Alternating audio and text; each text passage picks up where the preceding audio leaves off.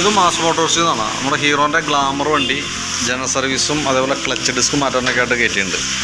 അപ്പോൾ അതിൻ്റെ ഒരു ഡീറ്റെയിൽസ് ഉണ്ടത്. നിലവിൽ നമുക്ക് അതിൻ്റെ ജനറൽ സർവീസുമായി ബന്ധപ്പെട്ട് ബാക്ക് ബ്രേക്കൊക്കെ നമ്മൾ അഴിച്ച് ചെക്ക് ചെയ്യുന്ന സമയത്ത് ബ്രേക്ക് ലൈനർ മാക്സിമം അഡ്ജസ്റ്റിങ്ങിലേക്ക് തീർന്നതാണ് കേട്ടോ. കഴിഞ്ഞ സർവീസിലൊക്കെ നമ്മൾ ബ്രേക്ക് ക്യാമൊക്കെ അഡ്ജസ്റ്റ് ചെയ്തിട്ടാണ് ഉപയോഗിച്ചുകൊണ്ടിരുന്നത്. പക്ഷേ ഇപ്പോൾ മാക്സിമം തീർന്നിട്ടുണ്ട്. അപ്പോൾ നമുക്കൊന്ന് ചേഞ്ച് ചെയ്തിടാനുണ്ട്. അപ്പോൾ ഓൾറെഡി കമ്പനി ലൈനർ തന്നെ കിടക്കുന്നത്.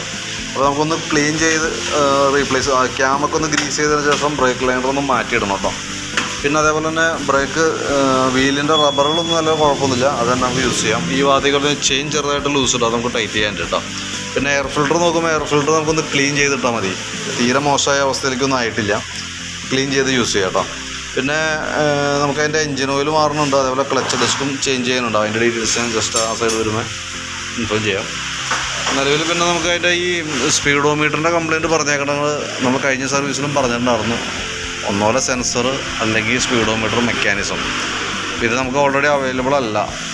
2 ഐറ്റംസ് മീറ്റർ നമ്മൾ ഓൾറെഡി ബുക്ക് ചെയ്ത് എടുക്കേണ്ട സംഭവമാണ്. അത് നമുക്ക് ആവശ്യമാണെങ്കിലാണ് നമുക്ക് ചെയ്യാൻ പറ്റുള്ളൂ. ഇപ്പോൾ ഈ സ്പീഡോമീറ്ററിൻ്റെ ഈ സെൻസർ ഒരു പ്രാവശ്യം നമ്മൾ ഓർഡർ എടുത്തിട്ട് കിട്ടിയില്ലായിരുന്നു. പിന്നെ നമുക്ക് ഒന്നുകൂടി ഒന്ന് ഓർഡറിലേക്ക് ഒന്ന് ചെയ്ത് നോക്കാം കേട്ടോ. നോക്കിയിട്ടുണ്ടെന്നുണ്ടെങ്കിൽ നമുക്ക് അടുത്ത നെക്സ്റ്റ് സർവീസിൽ എപ്പോഴും അറേഞ്ച് ചെയ്ത് വെച്ചേക്കാം. അപ്പോൾ വരുമ്പോൾ നമുക്കൊന്ന് അഴിച്ച് മാറ്റിയിട്ട് നോക്കാം കേട്ടോ. അത് പറ്റില്ലെങ്കിൽ മാത്രമാണ് മീറ്റർ മെക്കാനിസം നോക്കേണ്ട ആവശ്യമുള്ളൂ.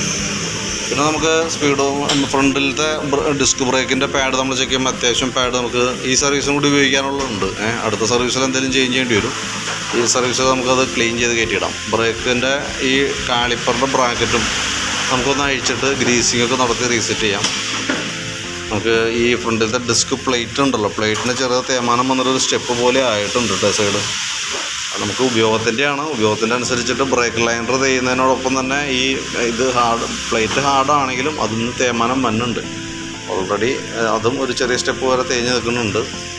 അപ്പോൾ നമുക്ക് ബ്രേക്ക് പാഡ് നമുക്ക് അടുത്ത സർവീസിൽ മാറ്റിയാൽ മതി. പ്ലേറ്റ് ഓൾറെഡി ഇങ്ങനെ പോട്ടെ, അത് പരമാവധിയും ഉപയോഗിക്കുക, അതിന് ശേഷം മാറ്റത്തിൽ ചെയ്താൽ മതി. പിന്നെ നമുക്ക് അതിൻ്റെ എൻജിൻ ഹെഡിൻ്റെ അവിടെ നമുക്ക് പ്ലഗ് ക്ലീൻ ചെയ്യാനൊക്കെ ആയിട്ട് അഴിച്ചിട്ടുണ്ട്. പ്ലഗ് നിലവിൽ നോക്കുമ്പോൾ നമുക്ക് വേറെ പ്രോബ്ലം ഒന്നുമില്ല, ഒന്ന് ക്ലീൻ ചെയ്തിട്ടാൽ മതി. പ്ലഗ് അത്യാവശ്യം നല്ല മൈലേജൊക്കെ ഉണ്ട്. കാരണം എന്താ വെച്ചാൽ പ്ലഗിൻ്റെ ഈ പോയിൻ്റ് ഉണ്ടോ, ആ ഫയറിങ് നടക്കുന്ന ഭാഗമൊക്കെ അതൊക്കെ ശരിക്കും നല്ല ഗ്യാസ് ബർണറിൻ്റെ ആ ഒരു കണ്ടീഷനിൽ തന്നെ നിൽക്കണേ. അതായത് കറക്റ്റ് റേഷ്യോയിലാണ് അതിൻ്റെ ഫയറിങ് നടക്കുന്നത്. അതുകൊണ്ടാണ് അങ്ങനെ വന്നത്. ക്ലച്ച് ഡിസ്ക് നമ്മൾ മാറ്റാൻ വേണ്ടി അഴിച്ചിട്ടുണ്ട്. ക്ലച്ച് ഡിസ്ക് നമുക്ക് അഴിച്ച് ചേഞ്ച് ചെയ്യാനുണ്ട്. അത്യാവശ്യം നല്ല രീതിയിൽ തന്നെ ഡാമേജിലേക്ക് പോയിട്ടുണ്ട്. കാരണം എന്ന് വെച്ചാൽ ഡിസ്ക് പ്ലേറ്റാണ്. പ്ലേറ്റും ഈ സെൻട്രൽ ലോൺ പ്ലേറ്റൊക്കെ നല്ല രീതിയിൽ ഹീറ്റായി പോയി. ക്ലച്ച് ഡിസ്ക് ആയാലും അത്യാവശ്യം നല്ല രീതിയിൽ തന്നെ കംപ്ലയിൻറ്റ് വന്നിട്ടുണ്ട്. 2-3 ഡിസ്ക് ശരിക്കും പോയിട്ടുണ്ട്. 1-2 ഡിസ്ക് വലിയ കുഴപ്പമില്ല. പക്ഷേ എങ്കിൽ കൂടി നമുക്ക് സെറ്റായിട്ടാണ് അത് കിട്ടുള്ളൂ. അങ്ങനെ വേണം നമുക്ക് മാറ്റാനായിട്ട്.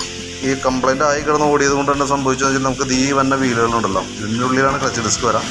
ഈ 2 വീലും പ്ലേറ്റും ഡിസ്കും കൂടി സെറ്റായിട്ട് മാറ്റിയാലാണ് നമുക്കത് കറക്റ്റ് ഒരു എന്താ പറയുക ലൈഫ് കിട്ടുള്ളൂ. കാരണം വെച്ചാൽ ഇതിനും തേമാനം വന്നിട്ടുണ്ട് ഈ അലുമിനിയം ആണെങ്കിലും.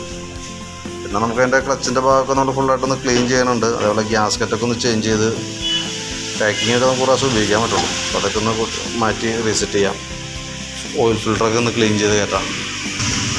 പിന്നെ നമുക്ക് അതിൻ്റെ ബാറ്ററി കൂടി നമ്മളൊന്ന് ചെക്ക് ചെയ്യുന്നുണ്ട് കേട്ടോ. നിലവിൽ നമുക്ക് അതിൻ്റെ ബാറ്ററി ഇരിക്കുന്നത്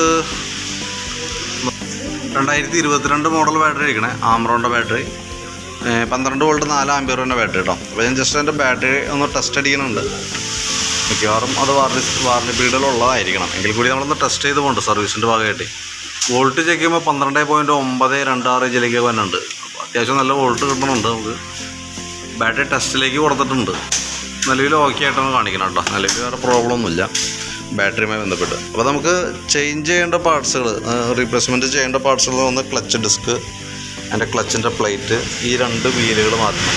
പിന്നെ ക്ലച്ച് കവറിൻ്റെ ഗ്യാസ്കറ്റും അതിനോടനുബന്ധിച്ച് തന്നെ അതിൻ്റെ ക്യാമിൻ്റെ ഓറിങ്, അതിനോട് ആ വന്ന ചെറിയ ചെറിയ ഐറ്റംസ്. കാരണം അതല്ലെങ്കിൽ ഒരു വർഷം പിന്നീട് ലീക്ക് വന്നാൽ നമ്മൾ ഇത്രയും പണി തന്നെ വീണ്ടും നമ്മൾ അഴിക്കേണ്ടതായിട്ട് വരും.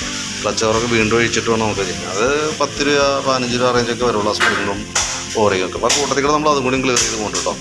അതേപോലെ ബാക്കിലത്തെ ബ്രേക്ക് ലൈനർ മാറ്റുന്നുണ്ട്. ഇത്രയാണ് മെയിനായിട്ടുള്ള. സ്പീഡോമീറ്ററിൻ്റെ കേസ് കഴിഞ്ഞ സർവീസിലെ പോലെ തന്നെ ഈ സർവീസിലും പെൻഡിങ് നിർത്താണ്. കാരണം ഐറ്റം ഓൾറെഡി അവൈലബിൾ അല്ല. അതുകൊണ്ട് നെക്സ്റ്റ് സർവീസിൽ നമുക്കത് നോക്കിയിട്ട് അത് ക്ലിയർ ചെയ്യാൻ തരും കേട്ടോ. അപ്പോൾ അതിൻ്റെ ഒരു എസ്റ്റിമേറ്റ് ഞാൻ റെഡി ആക്കിയിട്ട് അതിൻ്റെ ഡീറ്റെയിൽസ് വാട്സപ്പിലേക്ക് സെൻഡ് ചെയ്ത് തരാം. നോക്കിയിട്ടൊന്ന് റിപ്ലൈ ഇടണേ.